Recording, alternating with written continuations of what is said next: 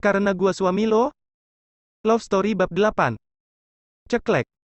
Pintu kamar dibuka dari luar. Asep dan Ainel sok melihat siapa yang datang. Di depan pintu berdiri tegak seorang pria tampan dan gagah. Seketika terhenti aktivitas yang sedang dilakukan oleh Ainel dan Asep. "Maaf tuan," ujar Asep langsung menyambar pakaiannya dan segera berlalu keluar dari kamar. Bara hanya diam dengan tangan terkepal dan mata yang memerah. Wajar saja saat Bara memasuki rumah, seluruh pekerja di rumah ini berusaha mencegahnya menuju kamar. "Tuan Bara mau makan?" tawar Mbok Inah. "Nanti aja Mbok, terima kasih. Saya mau istirahat dulu Mbok," jawab Bara santai menuju lantai atas. "Atau Tuan mau jus?" "Gak Bik. Mau kue?" "Terima kasih Bik, gak perlu melayani saya seperti itu, saya biasa melakukan sendiri Mbok," Bara menjelaskan, namun Mbok Ina seperti tak putus semangat menawarkan Bara dengan sesuatu. "Buah Tuan?" Bara hanya menggeleng. "Atau mau Mbok buatkan minuman dingin Tuan?" Bara membalikkan badan menghadap Mbok Inah yang tampak gelisah. "Mbok sebenarnya ada apa?" tanya Bara. "Gak ada apa-apa Tuan, saya hanya menawarkan makan Tuan." "Mbok gak usah repot-repot, Mbok kan sudah tahu saya di sini diperlakukan seperti apa. Dan juga saya bisa lakukan sendiri untuk hal-hal seperti itu Mbok." Mbok Inah tak mampu lagi menahan langkah kaki Bara yang sudah menaiki tangga menuju kamar Ainel. Bara hanya tersenyum miris, mengingat usaha Mbok Inah melindungi majikannya. "Ternyata ini alasan Mbok Inah menahan gua dari tadi," gumam Bara. Bara melihat di atas tempat tidur, Ainel menarik selimut tanpa rasa bersalah. Tidur membelakangi Bara. Bara melakukan serangan dengan kasar, tanpa mengiraukan rintihan dan jeritan Ainel yang bercampur dengan desahannya. Ainel menghindar saat Bara akan menyerang bibirnya. Plak! Satu tamparan mendarat di pipi Ainel. "Kenapa lo menghindar ha? Gua suami lo." Setelah beberapa saat Bara menyudahi permainan, Ainel luruh menangis karena merasakan seluruh tubuhnya sakit. "Itu kan yang lo mau?" jawab Ainel. "Sebegitu jablainya lo sampai-sampai tukang kebun pun lo ajak. Bukan urusan lo?" Ainel menjawab dengan suara lantang. Bara yang tersulut emosi, mencengkeram dagu Ainel dengan kuat. "Jelas menjadi urusan gu, Karen lo sekarang sudah sah jadi istri gua." "Hanya di atas kertas," jawab Ainel. "Gua memang bejat Ainel, tapi gua tahu hukumnya zina itu dosa Ainel." "Tahu apa lo soal dosa?" Bara mengepalkan kedua tangannya dengan gigi yang gemerutuk. "Sebaiknya lo mandi, silakan bersihkan diri lo," ujar Bara sedikit melemah. Bara memegang kepalanya yang terasa sakit. Bara baru mengetahui ternyata Ainel juga memiliki affair sama tukang kebun itu. Dan yang parahnya semua pekerja di rumahan ini mengetahui hal itu, mereka semua menutup mata dan telinga. Pura-pura tidak tahu dan sedikit melindungi. "Wanita seperti apa yang menjadi istri gua ini?" gumam Bara frustasi. Ainel keluar dari kamar mandi hanya mengenakan handuk pendek menutupi bagian intimnya. Bara hanya melengos. "Mulai sekarang, selama lo jadi istri gua, lo hanya boleh berhubungan sama gua," ancam Bara sambil memasuki kamar mandi.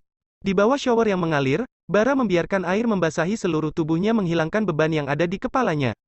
Saat Bara keluar dari kamar mandi, Ainel sudah kembali bergelung dalam selimutnya.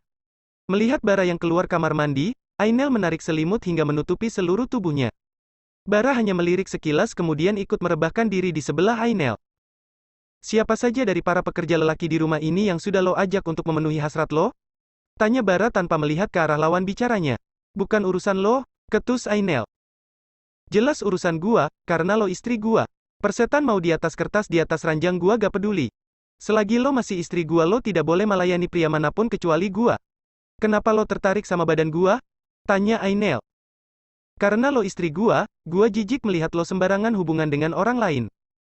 Satu hal lagi, selama menjadi istri gua lo harus nurut. Kalau gak lo akan tahu sendiri nasib lo dan anak ini," ujar Bara sambil menunjukkan perut Ainel. "Gua gak peduli dengan anak ini," ujar Ainel dengan santai. "Lo gila ya?" Bara emosi dan mencekik leher Ainel hingga Ainel kesulitan bernafas. Ainel menggeleng-gelengkan kepala untuk melepaskan tangan Bara yang kuat. "Lepas," ujar Ainel dengan nafas tersendat. Bara melepaskan cengkraman tangannya di leher Ainel dengan keras membuat Ainel terbatuk-batuk mencari udara untuk menstabilkan nafasnya. "Lo benar-benar sudah gila," teriak Ainel saat nasnya sudah mulai teratur. "Gua hanya memberikan rasa, apa yang dirasakan oleh anak lo yang akan terlahir tidak diinginkan. Lo hampir membunuh gua, Bara." "Itu hanya permulaan Ainel." Bara beranjak dari ranjang dan menuju sofa untuk segera tidur, karena malam akan semakin larut.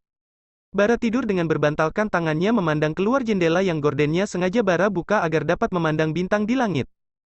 Langit seolah-olah menertawakan keadaan Bara yang seakan menjadi suami yang tak berguna yang bahkan menyaksikan pergumulan Ainel yang sudah tertulis secara sah menjadi istrinya dengan orang lain yang tak lain adalah tukang kebun di rumahnya sendiri.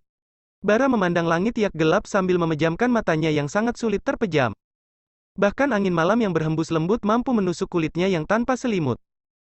Bara, kenapa jendela dan gordennya Galo tutup? Teriak Ainel dari ranjangnya. Biar udara masuk, jawab Bara santai. Dasar udik, kamar ini ada AC-nya. Gua mau kena angin malam, salah?